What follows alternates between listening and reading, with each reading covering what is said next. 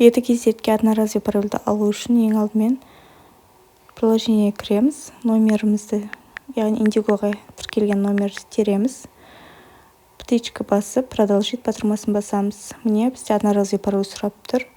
Оны алу үшін сафариге кіреміз, және де индиго 24 KZ деп жазамыз. Осы жерде қаламызды таңдаймыз.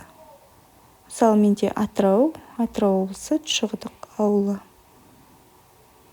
Міне таңдалды.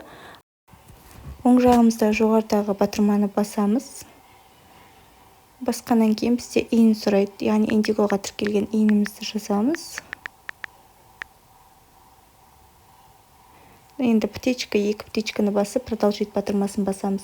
Енді одноразовый пароль, яғни индигоға одноразовый парольді видеода көрсетілген көк батырманы басып, төменге қарай түсеміз. Яғни индигоның паролін білетін болсақ, осы жерге индигомыздың паролін енгіземіз.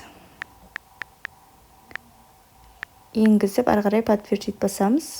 Міне бізде одноразовый пароль шықты. Ал егер де индигоның паролін білмейтін болсаңыздар, онда кері мына жердегі жоғары жақтағы, оң жақтағы батырманы басып, кері иінімізді жазамыз. Сосын мына птичканы басып, продолжить басамыз. Забылый пароль дегенді басып, оның астындағы код подтверждениенің астында көк жазуды басқаннан кейін, міне астына түскенде подключить приложение KZ-ді басамыз. Сол кезде сразу бізге одноразовый пароль шығарып береді.